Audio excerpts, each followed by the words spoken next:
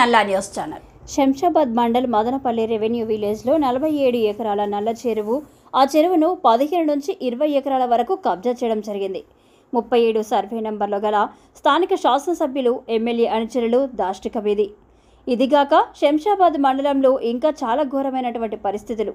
Government భూములు, ఫిరంగి నాలాలు, ప్రభుత్వ భూములను ఎక్కడ కూడా వీళ్ళు వదలలేదు. చాలా చోట్ల కూడా ఎమ్మెల్యేకి సంబంధించినటువంటి ప్రధాన అనుచరులు శంషాబాద్ ప్రాంతంలోని మొత్తం భూములను కబ్జాలు చేసి కొన్ని వందల కోట్లు, వేల కోట్లతోని ఇల్లు కట్టడం జరుగుతుందన్నారు.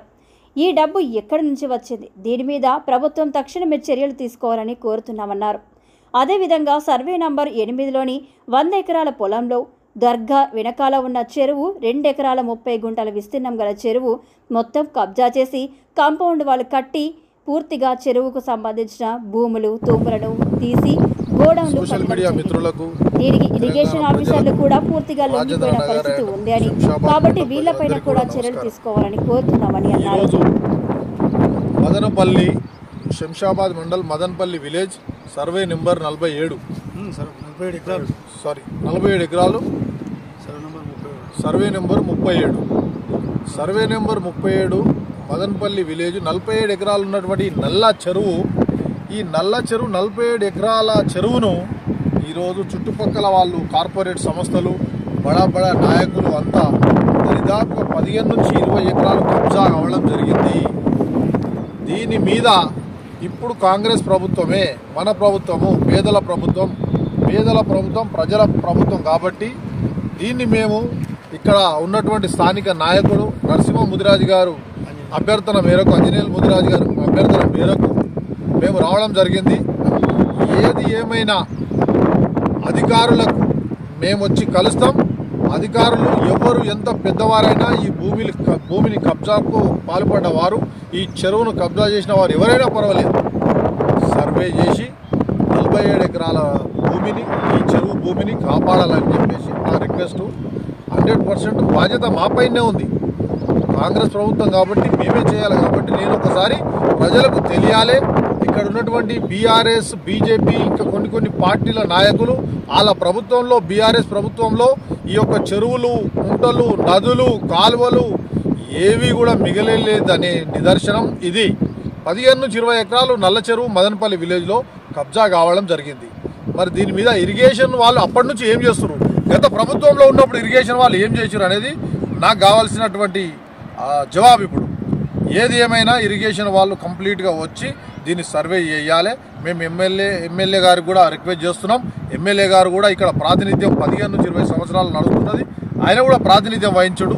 మరి ఆయన ఏం చేస్తున్నాడు, ఏం కథ, ఆయన ఎక్కడ చూస్తున్నాడు? ఇక్కడ కాన్స్టిట్యున్సీలా ఇన్ని చెరువులు, కుంటలు, కబ్జాలు, ఇవన్నీ గవర్నమెంట్ భూములని కబ్జాలు అవుతుంటే ఆయన ఏం చేస్తున్నాడని చెప్పి కూడా మేము అడుగుతా ఉన్నాం.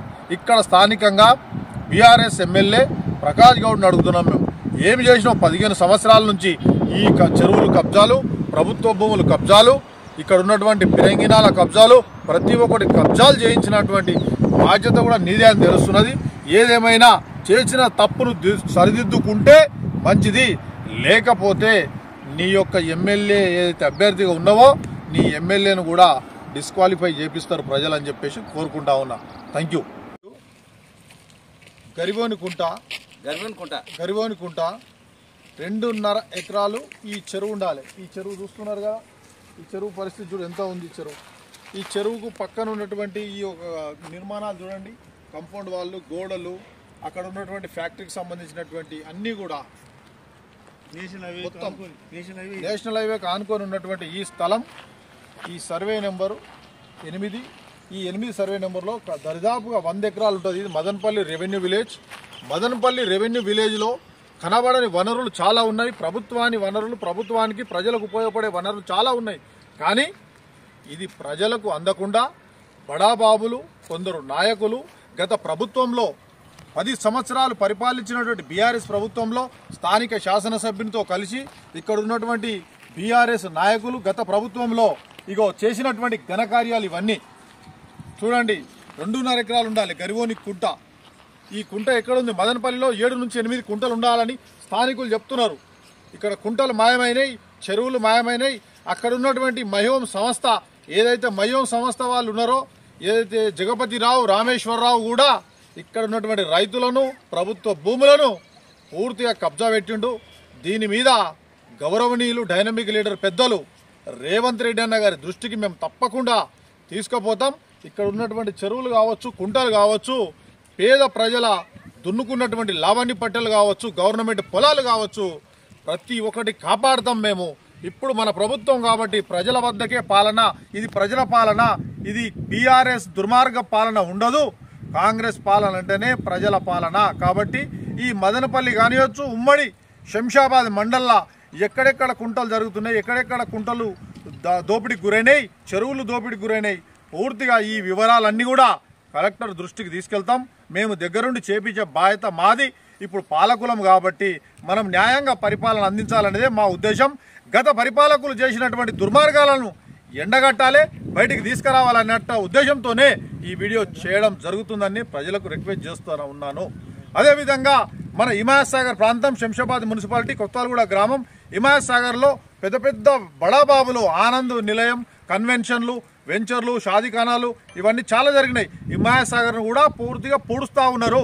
దాని మీద కూడా రేపు వెళ్ళి రివ్యూ చేసి దీని మీద పూర్తిగా ఇరిగేషన్కి సంబంధించినటువంటి డిపార్ట్మెంట్కు, ఇరిగేషన్ మినిస్టర్ గారికి, ప్రతి ఒక్కరికి తెలియజేసి దగ్గరుండి ప్రజలకు న్యాయం జరిగే విధంగా మేము చేస్తామని చెప్పేసి కోరుకుంటా ఉన్నాం. Thank you.